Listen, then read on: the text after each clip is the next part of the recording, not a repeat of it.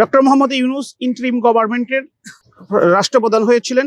Interim গভর্নমেন্টটা form করেছিল একটা বিপ্লবের মাধ্যমে, কিন্তু আমরা লক্ষ্য করেছি যে বিপ্লবীরা সবাই ধনী, যারা কোটা না মেধা আন্দোলনের মাধ্যমে এসেছিল তারা কিন্তু ওই কোঠা মেধা ব্যতীত তারা সবাই ধনী হয়ে গেছে, এবং তাদের চয়েস ছিল ডক্টর মোহাম্মদ ইউনূস। ডক্টর মোহাম্মদ ইউনূসের কাজ ছিল যে সরকারটা বিগত হয়েছে তাদের ভুল ত্রুটি এবং করে কিছু ডেভেলপমেন্ট করা। কিন্তু আমরা যেটা দেখলাম যে সরকারটা যে Lily premium gold soap 24 carat gold ও মাল্টিভিটামিন সমৃদ্ধ, যা ডার্ক স্পট দূর করে বাড়িয়ে তোলে স্কিনের দীপ্তিময় উজ্জ্বলতা। প্রেডিকশন করেছিল, যে সম্ভাবনা করেছিল যে 7 নদী 7 সাগর পাড়ি দিয়ে আমরা আমেরিকার সাথে যাওয়ার কোনো দরকার নাই।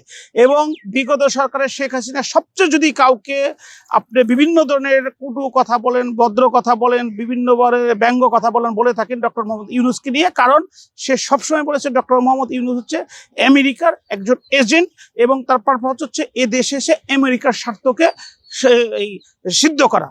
আমরা অবশেষে দেখলাম শেখ হাসিনা আর কোনো কথা সত্য হোক আর না হোক, এই কথাটা 100% সত্য হয়েছে, কারণ উনি ক্ষমতা ছাড়ার আগে উনি অনেকগুলো চুক্তি করেছেন। এখন চুক্তির যুক্তিকতা নিয়ে একজন আইনজীবী হিসেবে বলি, ওনাদের কোনো যুক্তিকতা নেই, কারণ ওনারা হচ্ছে অনির্বাচিত একটি ইন্টারিম গভর্নমেন্ট। ইন্টারিম মানে একটা সাময়িক সময়ের জন্য রাষ্ট্রের একটা জরুরি প্রয়োজনে রাষ্ট্রকে রিকনস্ট্রাকশন করার জন্য রাষ্ট্রের মধ্যে যেগুলো আছে সেগুলো করবেন। বিদেশিদের সাথে চুক্তি করার তার কোনো সুযোগ নাই। চুক্তি সবসময় করতে হবে নির্বাচিত সরকার, কারণ নির্বাচিত সরকার যাই কিছু না করো তাকে দায়বদ্ধ হতে হয়, তার অ্যাকাউন্টেবিলিটি থাকে। তারা পরবর্তী যখন আবার জনগণের কাছে যাবে তাদের এই প্রত্যেকটা দায়বদ্ধতার জবাব দিতে হবে। এই যে ইন্টারিম গভর্নমেন্টে ডক্টর ইউনূস সাহেব, আমি দেশবাসী তথা আপনাদেরকে কোশ্চেন করতে চাই, আপনারা এখন যে চুক্তিগুলো করছেন আপনারা তাকে কিভাবে কোশ্চেন করবেন, কোথায় পাবেন? ইভেন কি ডক্টর মোহাম্মদ ইউনূসের অ্যাড্রেস কেউ দিতে পারবেন? আমি ডক্টর মোহাম্মদ ইউনূস থেকে আরম্ভ করে ইন্টারিম গভর্নমেন্টের যারা উপদেষ্টা আছেন তাদের বিরুদ্ধে লিগাল নোটিশ দিয়েছি, কিন্তু রিটটা ফাইল করতে আমার বিলম্ব হচ্ছে, কারণ একজনের অ্যাড্রেস খুঁজে পাচ্ছি না। হোয়ারাজ আপনি একজন এমপির কথা বলেন, একজন মিনিস্টারের কথা বলেন, যারা ছিল তাদের প্রত্যেকজনের অ্যাড্রেস পাবেন নির্বাচন কমিশনে। তারপর আলী রিয়াজ সাহেব কোথায় থেকে উড়ে আসলেন, দেখলেন প্রতিদিন উনি ওই বঙ্গভবনে বিভিন্ন জায়গায় মিটিং করছে, রাজনীতি নেতাদেরকে নিয়ে রাখছেন। এই মিটিংয়ের মাধ্যমে আমি শুনেছি লক্ষ না কোটি কোটি টাকায় দেশের বিভিন্ন মানুষের কাছ থেকে চাঁদাবাজি করে চলে গেছেন, এবং তাদের খোঁজ খবর পাওয়া যায় না।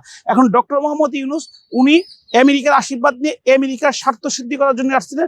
উনি যদি এখন বর্তমান সরকার ফর্ম না করতো, আমরা ব্রিটিশদের কাছে 200 বছর পরাধীন ছিলাম, উনি আমাদেরকে 5000 বছর পরাধীন করতে হতো, যেটা আমি প্রথম দিকে বলে আসছি।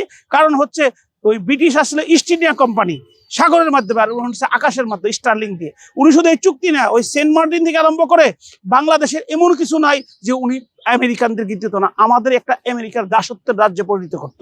তাই সৌভাগ্য যে বিএনপি তার দূরদর্শিতার কারণে একটা নির্বাচনে অংশগ্রহণ করে একটা নির্বাচিত সরকার করেছে। এই কারণে আমাদের কিছুটা হলেও রক্ষা পেয়েছে। উনি যেসব চুক্তি করেছেন এই চুক্তিগুলোর একটারও বৈধতা নাই, এবং আমার বিশ্বাস এবং আমি দাবি করব দেশবাসীকে যে প্রত্যেকটা চুক্তির বিরুদ্ধে দাঁড়াতে হবে। যদি বৈধতা তো সামান্যতম প্রশ্ন নাই, কারণ চুক্তি করবে নির্বাচিত গভর্নমেন্ট। আর যদি 7 দিন থাকতো আপনি চিটাগাং বন্দর থেকে আরম্ভ করে অনেক কিছু উনি দিয়ে দিতেন।